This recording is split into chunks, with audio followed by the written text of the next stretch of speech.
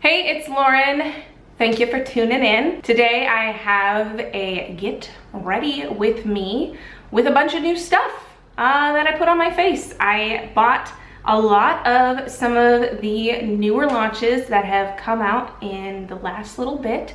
So I have used them for several days to several weeks now. So I'm gonna share my thoughts on them as I walk through putting them on my face. I also picked up the new Tatcha mask.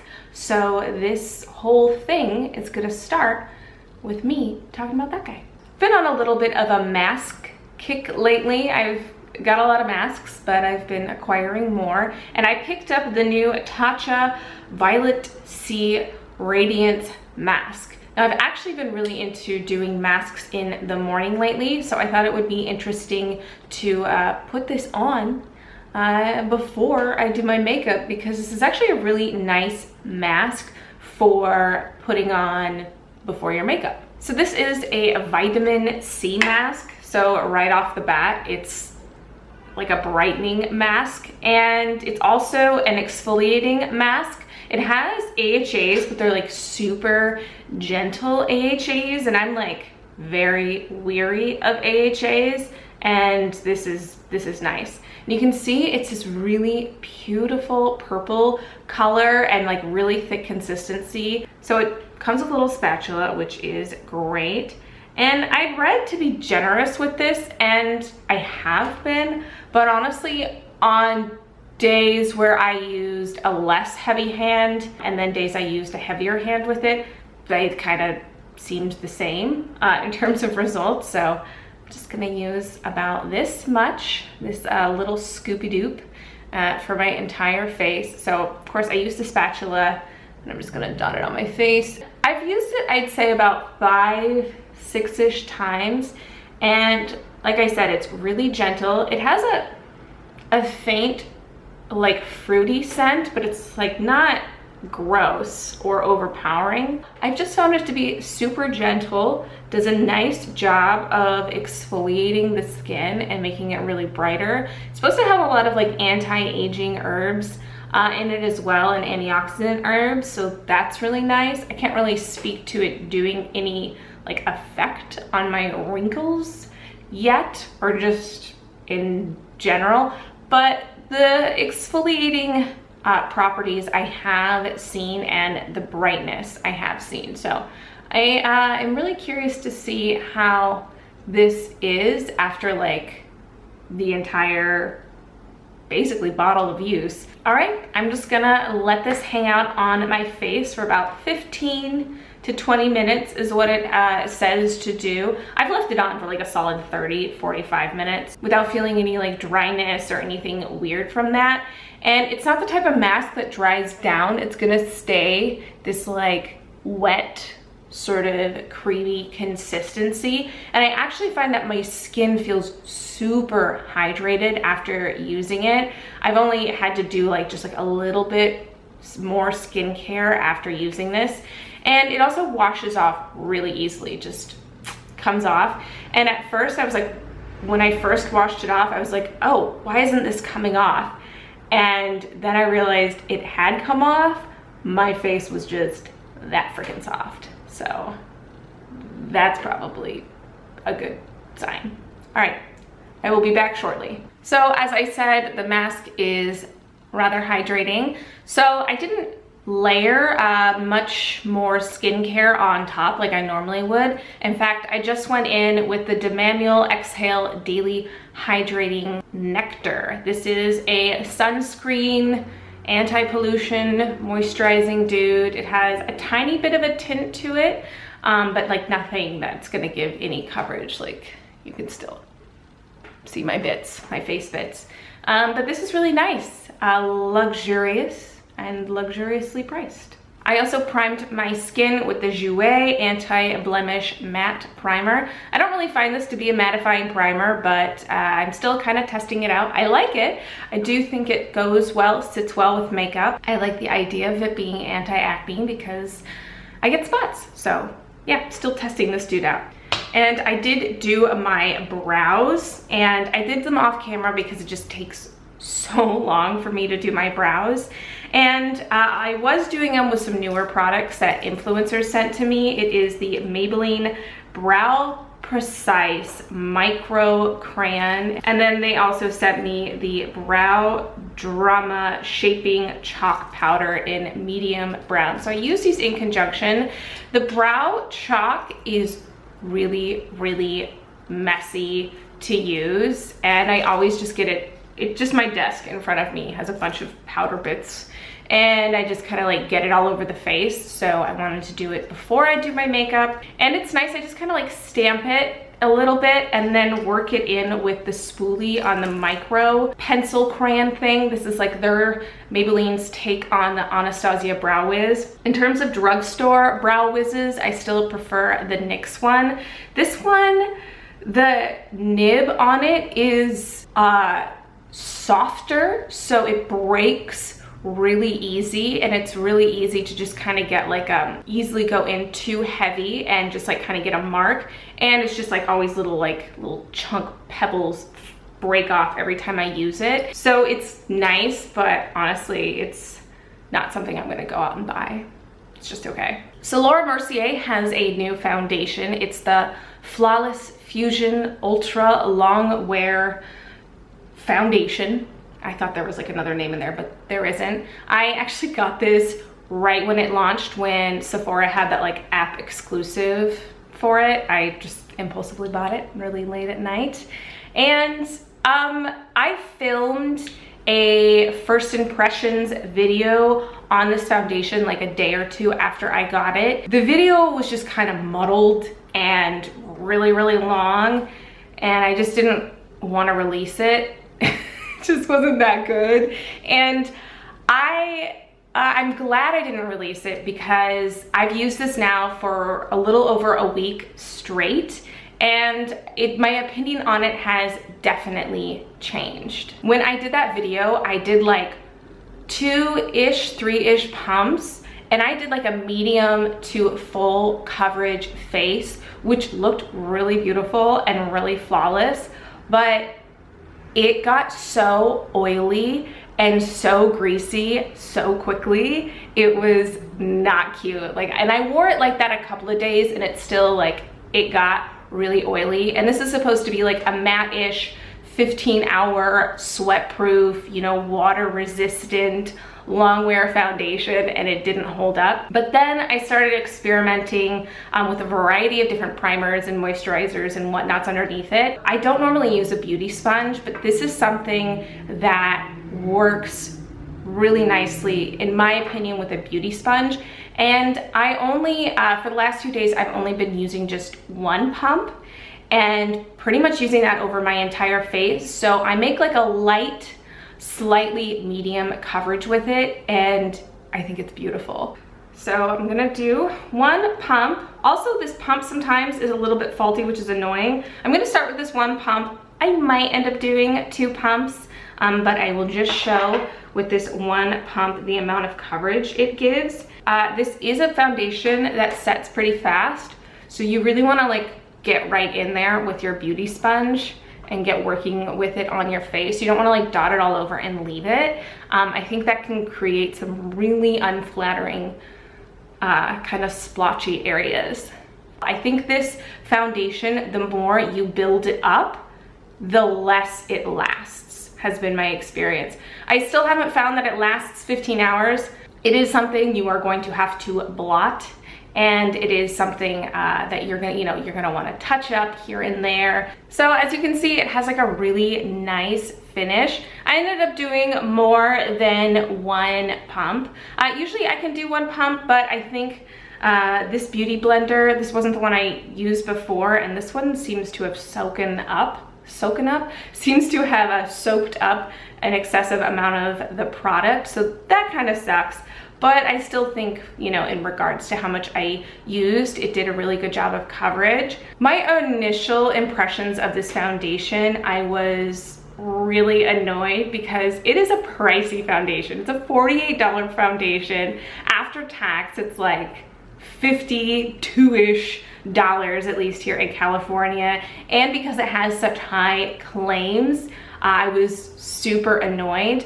But I think that's sort of the thing about first impressions reviews, where it's like, first impressions for foundations, like, I've filmed them myself and I've tried to film them, but it's just like a product takes so much, especially I think a foundation, like there's some things you can probably tell right away, but like a foundation takes so much like working with, like to see which kind of primer it works with best, to see what kind of moisturizer it works with best, like, you know, factor in like days and humidity and like heat and things like that.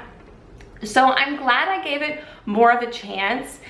But for the $48 and the claims, it still has me a little bit on the fence. I think it has like a pretty nice medium-ish coverage at this point. I usually do something way more sheer than this. So this is definitely, to me, a medium. You know, to some people who do more of a full face, this might be like a very light bit of coverage, but I like it. This is really elevated for me. It also says that it is weightless, and definitely when you have a thinner layer of it, it is weightless.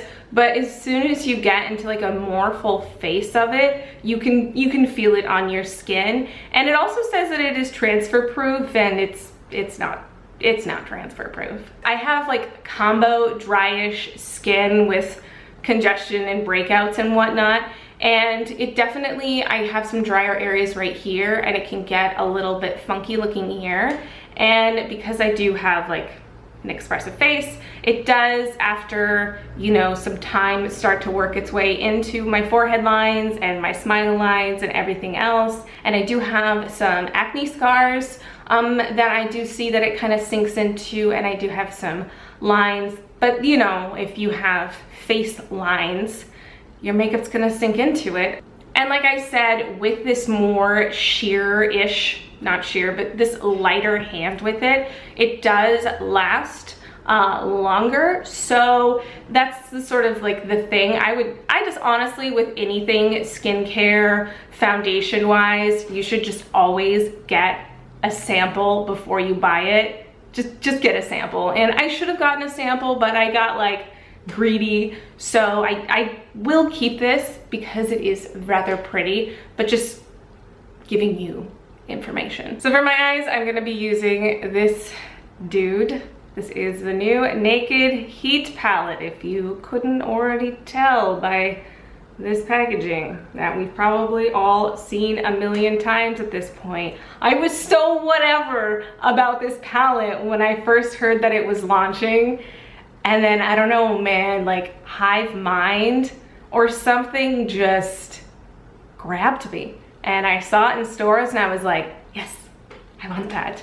And I'm happy with it. It is a warm color, orangey, reddish color lover's dream. It is very warm toned. And it's funny because I've been way more into like cool toned blushes and lipsticks. And ever since I got this, I haven't been wearing any of them. It's like my face essentially of the month changed instantaneously. I was like bold, cool tone blushes, no eye makeup for weeks. And now it's like no blush-ish and like an intense orangey eye for like days straight. And I've heard some people complain about some of the colors being really similar, and I kind of get where they're coming from. I think if you swatch them individually, you can really see the difference and just wearing them on their own. But the problem comes is when you're trying to build a look with this, and it just becomes a little bit muddled. I wouldn't necessarily say muddy, but like when you use sauce and then a little bit of cayenne, it ends up looking like He Devil kind of thing. So that's like my one complaint, but this is really pretty just to wear like these on their own with maybe just like a tiny bit of some of the deeper colors in the crease, or just like a little bit of the shimmer on the eyelid. So I like these like as single shadows. You can kind of build a few looks, but I'm definitely more of like a normal eyeshadow wearer, and these in themselves is kind of like pushing the boundaries of what I'm publicly comfortable with. Like, I love bold, like Instagram makeup. I like watching those, but I don't wear that kind of makeup really ever. And I love super editorial looks, but that's like, you know, it's not particularly practical. So those are just some things to weigh with this look. You know, it's definitely geared to more of a smoky eye, but if you like these kind of colors, you're gonna have a variety of them in your life for a very long time. I think they all stand on their own really well. So one of my sort of go-to looks with this is to take a sort of fluffy brush and sort of mixing back and forth the colors Ounce and Chaser and just sweeping that all over my eyelid. Then I will take a blending brush. Here I'm using a Sephora Pro blending eye brush I've had for years and dipping into the color Sauce. But I just use this all over my lid, into the crease, a little bit upwards, just all over. So after that, I ended up taking a little bit of both in Fuego and Ashes on a smaller detail brush and just working that into my crease. I spent a good amount of time blending those guys out and into the crease. I also ended up taking a little bit of Cayenne on that same brush and putting it on my, I guess, lower lash line. I eventually wanted to make it a little bit more deep looking, so I added a little bit more of Ashes and just sort of worked on blending it all in and out. Without mascara, this definitely looks very raccoony, but I think it comes together with just a bunch of mascara. I'm probably still looking quite panda-y, raccoonish with this look, very pale, so I'm gonna go ahead and bronze. I have a new bronzer in my life, don't need new of anything, but I picked up one of the new Becca Sunlight bronzers. At least I thought they were new. They don't have the new sticker anymore, but I got Capri Coast.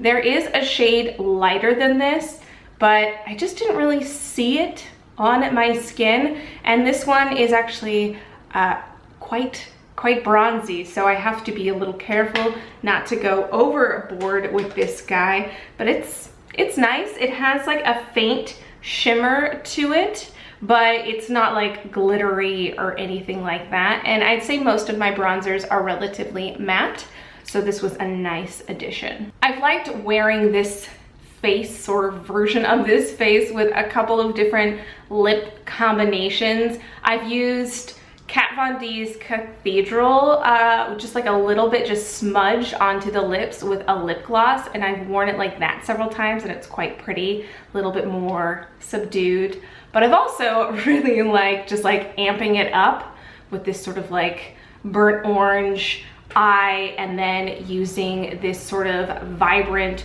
reddish orange liquid lipstick from bareMinerals. They just launched a bunch of more vibrant versions of their like Gen Nudes, but I guess it's not a Gen Nude anymore because this is not a nude. And this is in the color VIP. Now I have one of the nudes from bareMinerals, and it's not like a traditional liquid lipstick. It's quite hydrating. It does move, it can feather here and there, but it's still a really beautiful creamy formula that lasts pretty long and is just very pigmented. And this is just the same, and it smells like chocolate. These are definitely one of those lipsticks that do better with a lip liner, and I kind of shot myself in the foot by not using one. It has a decently pointed tip, but the tip seems to grab a little bit more product than the rest of the wand.